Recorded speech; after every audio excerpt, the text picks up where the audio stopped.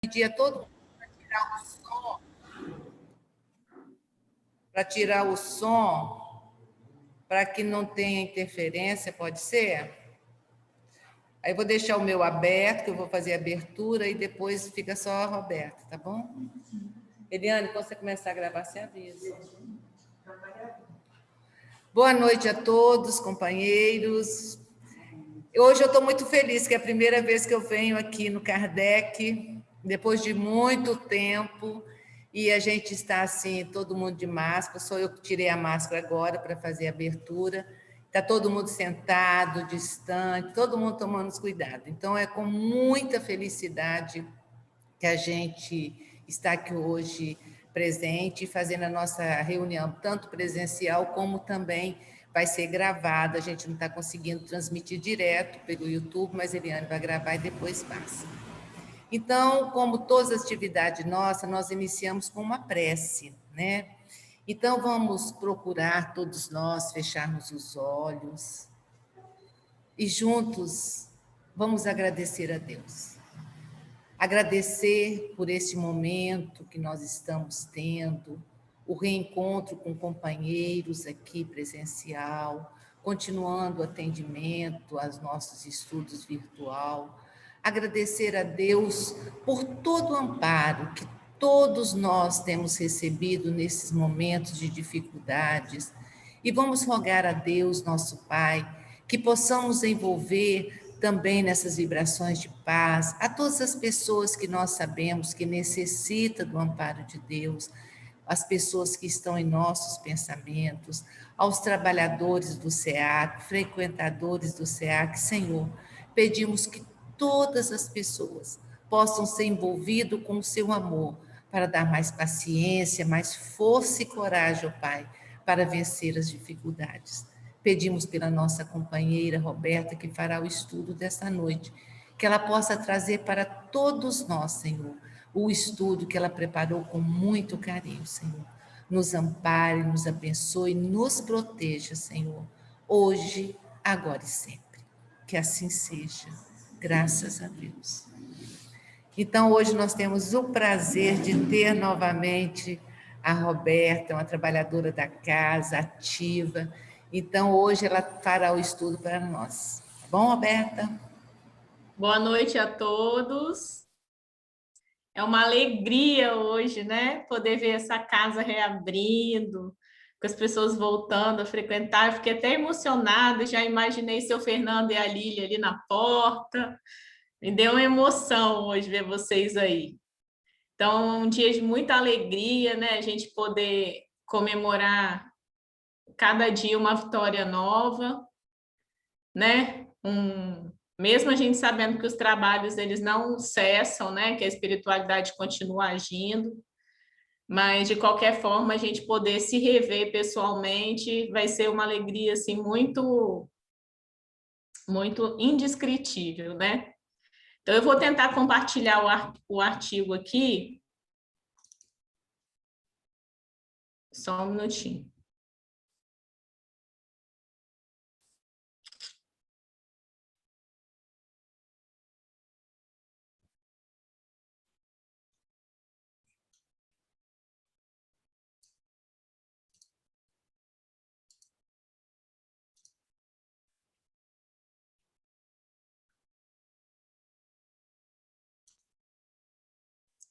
Vocês estão conseguindo ver direitinho? Sim. Então, o tema da noite de hoje é dê valor à vida.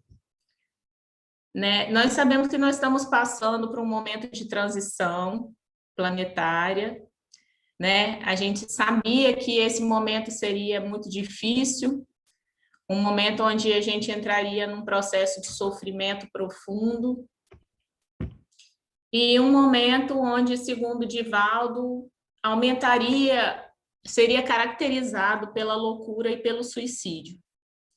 Né? Então, são temas, assim, que a gente, às vezes, não gosta muito de abordar, às vezes a gente tem um pouco de receio, porém, é um tema que é importante ser falado e colocado, porque à medida que a gente fala sobre ele, a gente consegue identificar e evitar, muitas vezes, esse episódio tão triste de acontecer, né? Porque a gente tendo uma visão espírita, a gente sabe que a vida não acaba.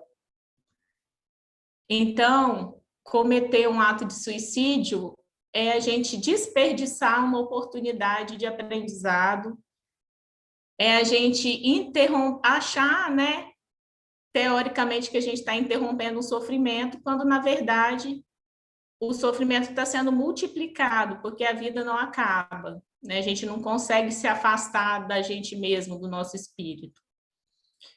Então, eu trouxe alguns dados para a gente ver nessa noite a respeito desse assunto.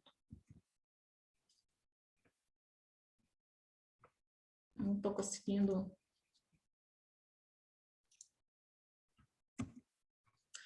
Então, eu trouxe alguns dados da OMS. Então, segundo a OMS, que é a Organização Mundial de Saúde, no Brasil, cerca de 12 mil pessoas tiram a vida por ano, ou seja, 6% da população. É um número maior do que o número de mortos por Covid, muito maior. O número de mortos por Covid é aproximadamente 2%.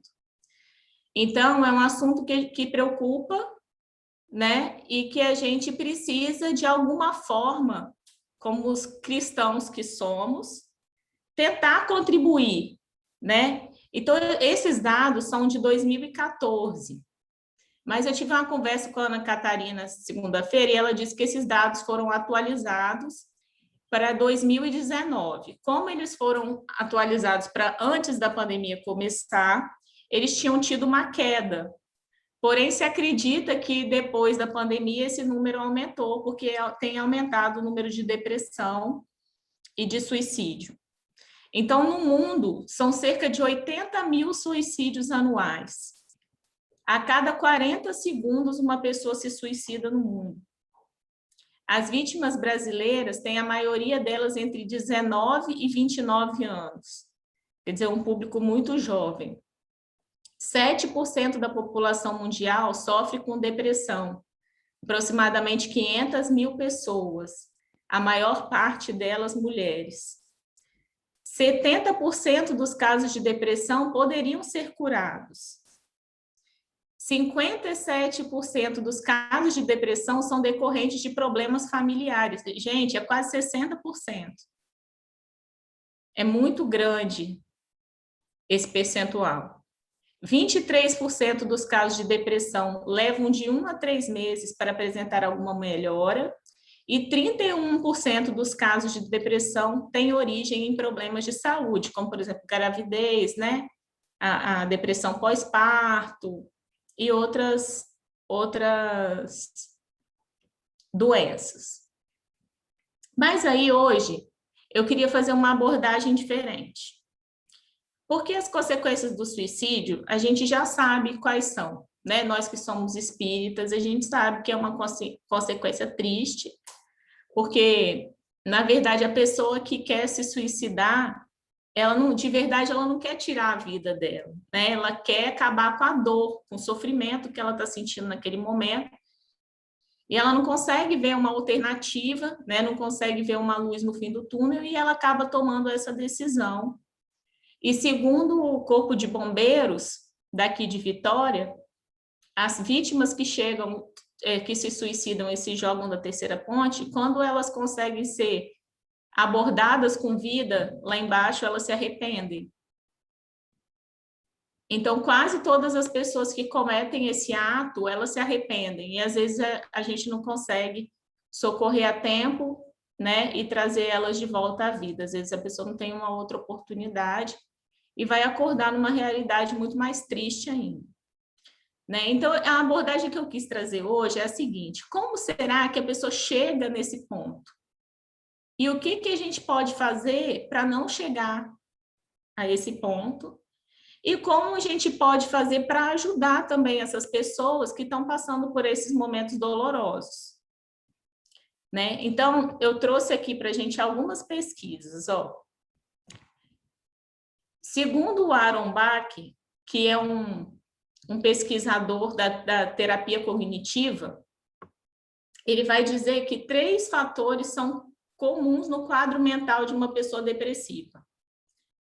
Primeiro quadro, a pessoa tem uma visão rígida e negativa de si mesma. Quer dizer, ela se cobra muito, ela se culpa muito, ela acha que ela não tem muito valor, ela tem baixa autoestima, tem uma autocobrança muito grande, ela acha que ela não vai agradar a sociedade, não vai agradar o outro. A segunda coisa, ela tem uma visão muito negativa sobre os acontecimentos do passado. Então, ela fica presa a coisas muito ruins que aconteceram no passado e ela tem dificuldade de trazer até a mente lembranças positivas. Porque a gente, na vida da gente, todos nós temos problemas, né? Alguns problemas mais graves, outros menos graves, mas a questão da dor é uma coisa muito relativa. Não tem como eu mensurar a dor de outra pessoa. Eu preciso acreditar que ela está sofrendo, porque eu não posso basear o sofrimento da pessoa no meu sofrimento, né? Então, uma coisa que para a Isaulina pode ser muito simples de resolver e que talvez para ela não atinja nenhum ponto doloroso, para mim pode ser uma coisa de sofrimento intenso e não tem como a gente mensurar isso. Então, a gente precisa acreditar no relato que a pessoa está passando e ter empatia com o que ela está passando, porque só ela que sabe, né? Às vezes tem pessoas que passam dificuldades financeiras que para uns é muito difícil passar, para outros nem tanto. Às vezes a pessoa passa por um problema de saúde que para uns é fácil enfrentar, para outros nem tanto. Às vezes a gente tem problemas familiares que uns resolvem, tiram de letra e outros sofrem muito. Então essa coisa é muito individual, porque nós todos somos indivíduos diferentes. E não existe ninguém criado igual ao outro. Nós somos individualidades, criados filhos únicos de Deus, criados cada um com as nossas características particulares, e todos nós somos importantes e somos bons e somos e acrescentamos num todo do nosso jeito. Então, essa questão da gente ter uma visão muito negativa a gente precisa parar um pouco para prestar atenção em qual lente que a gente está observando a nossa vida. Né? Se a gente está dando muito valor àquelas coisas que são muito ruins, e aí a gente deixa de aproveitar também as questões positivas que existem, porque todo mundo tem questões positivas, a nossa encarnação foi feita para dar certo, né? Nós temos espíritos protetores, nossos anjos, nossos espíritos familiares que velam pela nossa encarnação, então nós nascemos para dar certo. Então, a forma como a gente enxerga isso, a gente precisa ser observado. A terceiro ponto é o pessimismo com relação ao futuro. Então, a pessoa que tem depressão, ela não consegue, que ela está num quadro mental depressivo, né? Não exatamente na depressão, porque a depressão envolve também uma questão fisiológica, uma questão biológica, que muitas vezes precisa ser tratada com medicação, com acompanhamento, né? Mas aquela pessoa que tem um quadro geral depressivo, a pessoa que é pessimista, que ela não tem muita autoestima. Então, ela tem pessimismo, ela é pessimista também com relação ao futuro. Ela não consegue muito ver saída. Ela acha que aquele sofrimento não tem luz no fim do túnel. Então, ela tem essas 3 visões enxergadas por uma lente um pouco pessimista, né? Distorcida. Então, eu trouxe aqui para a gente entender o conceito de saúde pela OMS, para a gente ver que a saúde não envolve só o nosso físico, a nossa parte biológica. Então, a OMS descreve que a saúde é um estado completo de bem-estar físico, mental, social e não somente a ausência de afecções e enfermidades. Quer dizer, você pode estar perfeitamente bem de saúde e ter problemas comportamentais, problemas sociais, não conseguir ter um bom relacionamento social, um bom relacionamento familiar ou mental, né? Então, às vezes a pessoa está bem, aparentemente bem, fisicamente bem, mas está destruída por dentro. Então, ela pode ser considerada também uma pessoa enferma, aquela pessoa que vive isolada, que não consegue ter uma boa relação familiar, uma boa relação social. E aí eu trouxe para a gente aqui uma pirâmide de um pesquisador chamado Maslow, que ele diz o seguinte, ele fala sobre as nossas necessidades para a gente viver. Ele fez uma pesquisa sobre quão importantes são as nossas necessidades. Então, na base da pirâmide, ele coloca as nossas necessidades fisiológicas, quer dizer, a gente não consegue viver sem ter o básico fisiológico, né? Sem ter roupa, sem ter alimento, sem ter uma moradia, sem ter uma condição financeira que não seja miserável, quer dizer, a gente não pode passar fome, né? Então, essa é a base da pirâmide para a gente conseguir se realizar. A segunda parte da pirâmide é a segurança do corpo, do emprego, recursos de moralidade, da família, saúde e propriedade. Ou seja, a segunda base da pirâmide é quando a gente consegue ter aquele patamar confortável, né? Eu consigo ter um emprego, eu não tenho muito dinheiro, mas eu tenho o suficiente ali para ter uma vida razoável, eu tenho uma família, né? Eu tenho uma condição de saúde, não precisa ser 100%, mas não são grandes problemas de saúde. Só que a gente vai reparar o seguinte, as únicas etapas que a questão financeira entra são nessas duas etapas. Isso significa que o quê? Isso significa que a questão financeira, que é muito buscada pelas pessoas hoje em dia, achando que a gente vai ter felicidade se a gente conseguir uma conquista material, né? Essa questão financeira, ela só não passa dessa segunda camada. Ou seja, depois que a gente adquire o suficiente para sobreviver e para ter uma vida razoável, nada além disso nos traz felicidade e realização. Então, a partir do momento que eu não preciso mais, que eu atendi as minhas necessidades básicas de sobrevivência, nenhum dinheiro vai trazer mais felicidade, vai acrescentar um conforto psicológico para a minha vida, né? E aí a pirâmide segue, né? O terceiro grau da pirâmide fala sobre o amor e o relacionamento, que é amizade, família, intimidade sexual. Depois passa para a estima, né? Autoestima, confiança, conquista do respeito dos outros. E por último, a nossa realização pessoal. Essas duas camadas do meio, elas vão falar sobre as relações sociais. E isso é muito importante a gente prestar atenção, porque lá na frente a gente vai conseguir entender melhor. Os relacionamentos interpessoais, eles estão sendo muito afetados pela internet, pela tecnologia, porque de verdade as pessoas não estão se relacionando. Então, assim, nós estamos perdendo muito tempo em redes sociais, perdendo muito tempo com relacionamentos virtuais. Então, às vezes, quando a gente tem um encontro familiar, né, um encontro com a nossa família, e está cada um no seu celular, ninguém se dedica de verdade naquela relação. Então, a gente perde qualidade com essas relações interpessoais quando a gente tem um uso demasiado da tecnologia. Outra coisa que atrapalha muito também é a questão das redes sociais com esse comparativo que traz para a vida da gente, né? As redes sociais só aparecem um mundo, um maravilhoso mundo de Bob, né? Todo mundo é bonito, todo mundo é feliz, todo mundo é cheio de filtro, todo mundo tem uma realidade maravilhosa, um casamento maravilhoso, quando na verdade não é nada daquilo.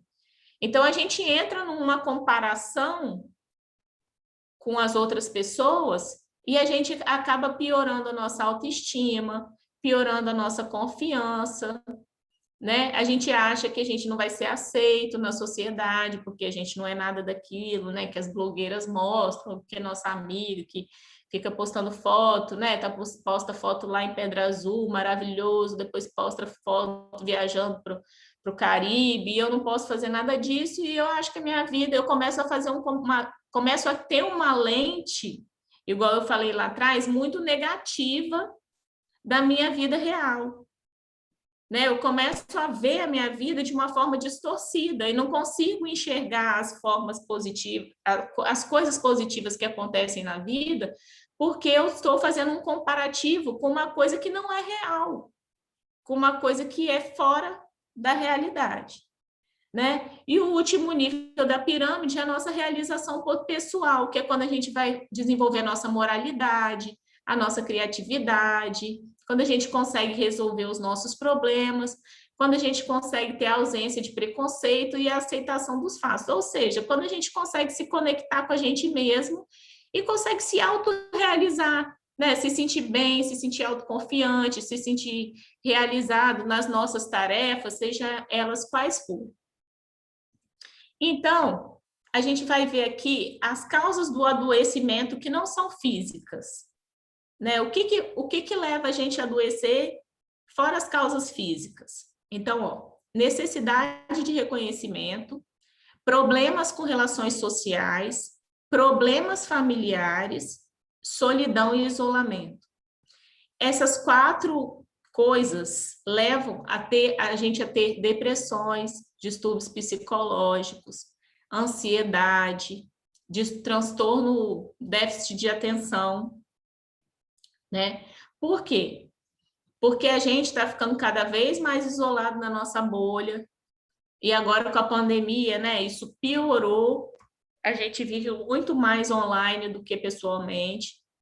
E a gente precisa dessas questões sociais para desenvolver a nossa felicidade, para ter felicidade.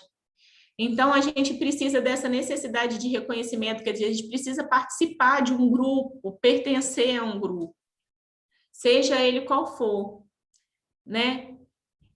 Problemas com relacionamentos sociais, né? A gente se sentir muito inferior a outra pessoa, ou inferior financeiramente ou socialmente. Os problemas que a gente tem com os nossos familiares, que tem aumentado, porque a maior parte das pessoas tem ficado muito dentro de casa. Então, a gente ficar dentro de casa, né, acaba nos isolando. E esse isolamento, eles adoecem mais do que fumar 15 cigarros por dia. Geram ansiedade, depressão, déficit de atenção, dificuldade da gente enxergar o próximo, porque a gente fica muito voltado para a gente mesmo, aumenta o uso de remédios para dormir, aumenta o uso de ansiolíticos, tem pessoas que não conseguem dormir sem isso. E aí a gente vai ver que a gente precisa entender qual é o real sentido da nossa vida, qual é a nossa real necessidade de viver. O que será que traz muita felicidade e alegria para a gente? Prazer, realização. E aí eu lembrei de um estudo que a gente fez do livro Boa Nova, que diz que Jesus perguntou para Tadeu, Tadeu, qual é a real necessidade da sua vida? E Tadeu respondeu para ele, é construir o reino de Deus no meu coração.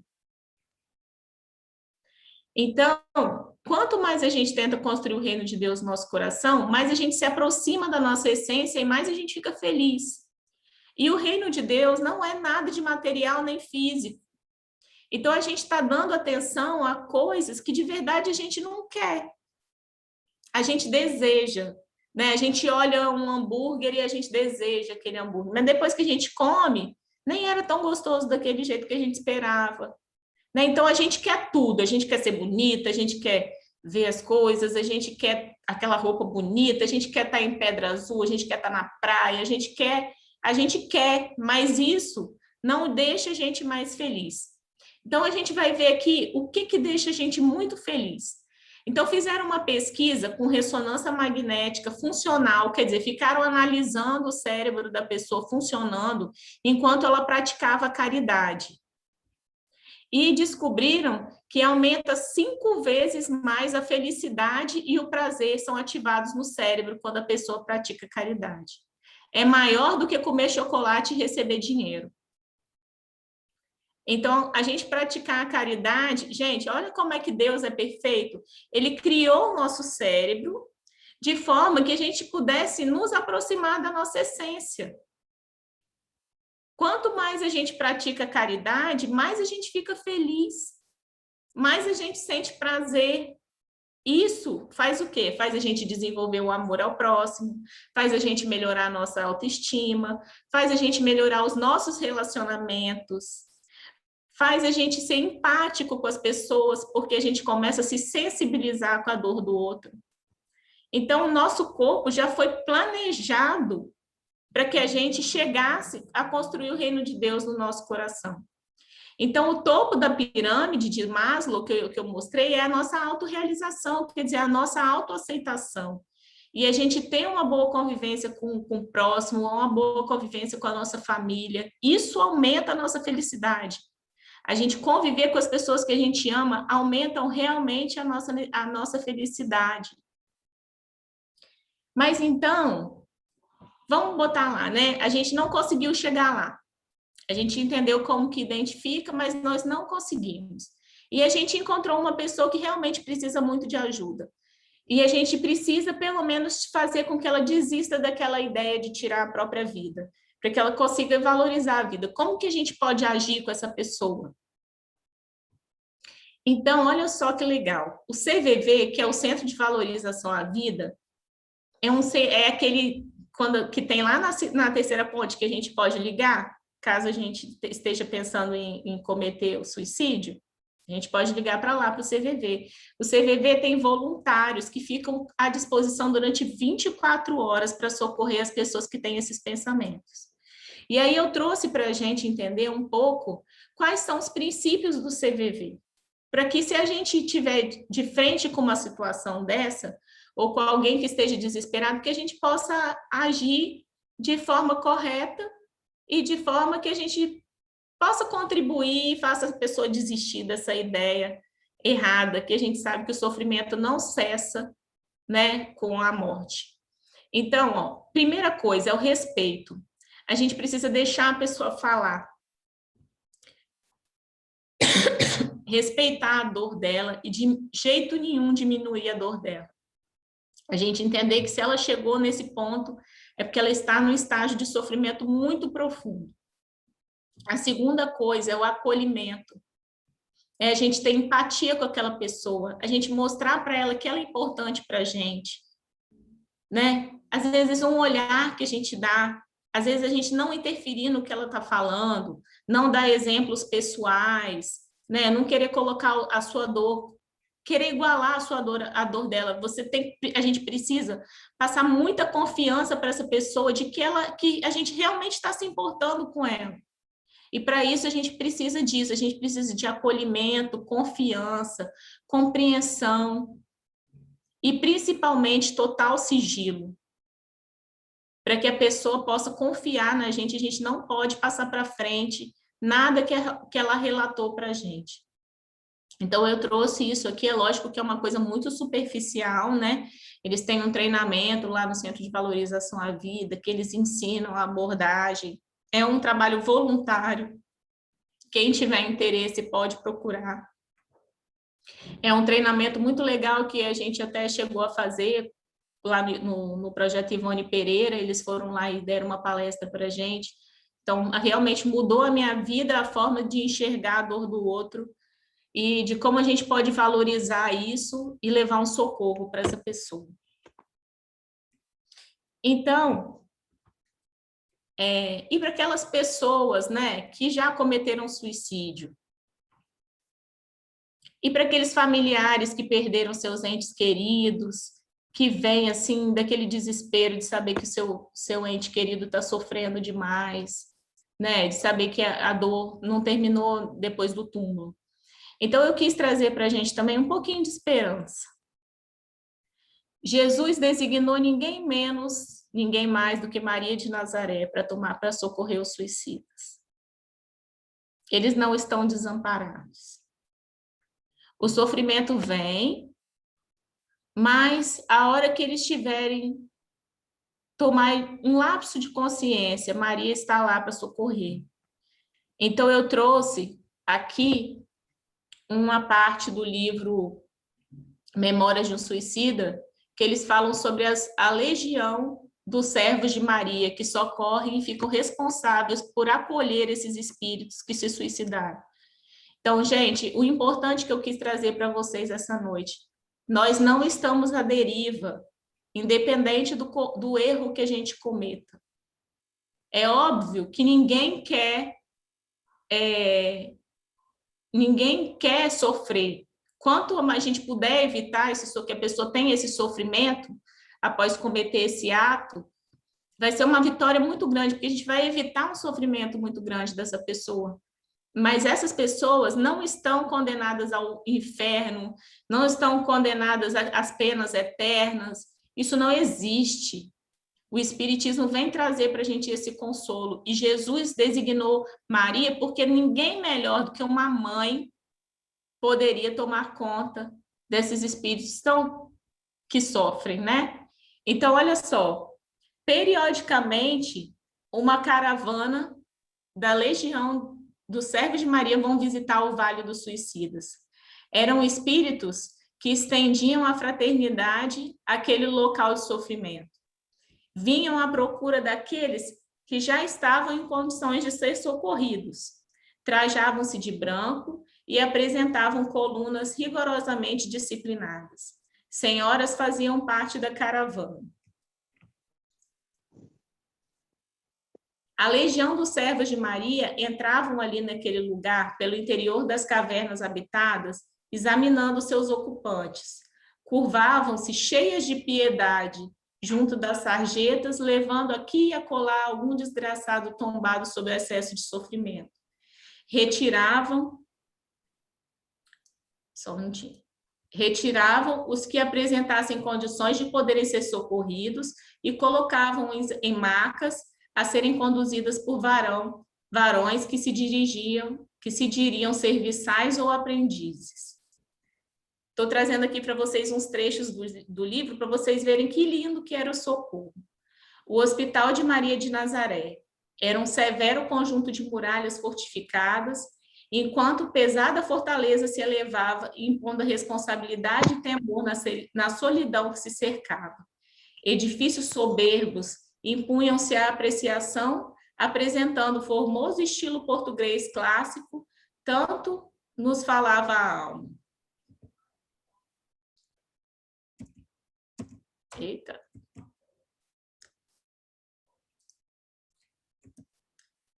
Vou pular aqui um pouquinho.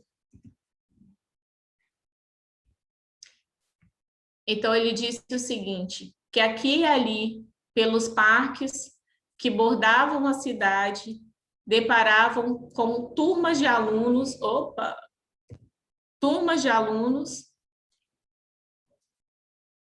ouvindo seus mestres sob a poesia dulcíssima de arvoredos dos frondosos, atentos e inebriados, como outrora teriam sido na terra os discípulos de Sócrates ou de Platão, sob o farfalhar dos plátanos de Atenas, iniciados de Pitágoras,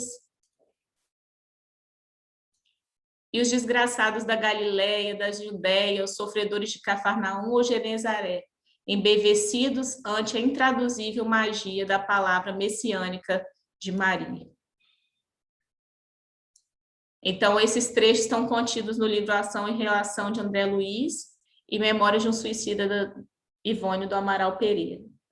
Então, gente, eu quis aqui, apesar de ser um assunto muito difícil, né, e muito triste, trazer uma mensagem de ânimo, né, uma mensagem de esperança, uma mensagem de que a gente possa ter empatia com essas pessoas, com o sofrimento dos outros, que a gente possa não tentar minimizar, achar que é uma bobeira, porque às vezes nesses momentos de distração as pessoas cometem atos, né, que podem acabar com a vida atual, né? Apesar da gente saber que a vida não acaba, mas o espiritismo, né? Que a gente preza pela caridade, pelo socorro do próximo que sofre tanto, que a gente possa ser empático com a dor do outro, que a gente possa tentar não minimizar isso, que a gente possa acolher essa pessoa, nem que seja através do silêncio, com um abraço quentinho, sabe? Com as nossas vibrações de amor, de fraternidade, que a gente possa mostrar para essas pessoas que elas são importantes, porque todos nós somos importantes. Nós somos peças únicas do quebra-cabeça de Deus. Se faltar uma, o nosso quebra-cabeça não vai estar completo, né? Então, como Jesus disse a Pedro, quando Pedro desencarnou, Pedro, enquanto houver uma lágrima na terra, eu não descansarei. Ele não descansa, Maria não descansa, enquanto todos nós não estivermos com o reino de Deus construído no nosso coração. Que a gente possa ser colaborador dessa construção do reino de Deus, tá bom? Eu fico muito feliz de estar aqui nessa noite de hoje. Espero que eu tenha conseguido trazer com um pouco mais de leveza esse assunto, tá? E o meu grande abraço aí para todos os meus amigos do Kardec. Estou muito feliz de ver vocês de volta, tá? Um beijão, fiquem com Deus. Obrigada, Roberta, pelo seu estudo, pelas suas palavras, e a doutrina espírita nos consola muito, né? Quando diz que a morte não existe, né? Lembrando a todos os companheiros que nas terças-feiras aqui no Kardec nós temos o SOS Fraterno, né? Uma reunião que a gente está aqui para ouvir, para atender as pessoas que às vezes precisam desse diálogo. Lembrando que a equipe chega aqui às 19 horas, então, para esse atendimento, e depois nós temos o estudo às 20 horas, ok? Então, nós vamos agradecer a todos e convidar a todos. Amanhã nós também teremos o nosso estudo virtual, né, Eliane? E na terça-feira que vem aqui nós estaremos. Vamos pedir a todos, então, nesse momento, para a gente fazer a prece de agradecimento a Deus. Vamos procurar todos nós, procurar ficar bem acomodados e vamos juntos agradecer a Deus pela oportunidade, pelo estudo da nossa companheira, lembrando que todos nós não estamos sozinhos na nossa caminhada. Apesar de toda dificuldade, todos nós temos um espírito protetor, o anjo de guarda, que vela por nós, que nos ajuda, que nos ampara. Então, vamos nesse momento, nós todos que estamos presenciais aqui, virtual, vamos sentir como se estivesse sendo envolvido num passe coletivo, numa energia muito forte nos envolvendo. Como a Angelina nos diz, a nossa casa é um farol de luz. Vamos sentir essa luz, que é essa energia envolvendo todo o nosso corpo físico, o nosso corpo espiritual, revigorando, Senhor, as nossas células, para que nós possamos nos sentir melhor, mais reconfortado, sabendo que Deus nos ama todos nós com muito carinho, compreende as nossas limitações, as nossas imperfeições, mas Ele também nos dá a força de vencermos nossas dificuldades. Por isso que nós devemos sempre estar com os nossos pensamentos ligados a Jesus, ligados a Deus, nosso Pai. Pedimos, Senhor, que nos dispense em Tua paz e que possamos, todos nós que aqui estamos presentes no SEAC, retornarmos às nossas casas e aos nossos companheiros que estão pela internet, que possam se sentir também revigorados e que possam todos nós termos uma boa noite. Nos ampare, Senhor, nos proteja, hoje, agora e sempre. Que assim seja. Graças a Deus.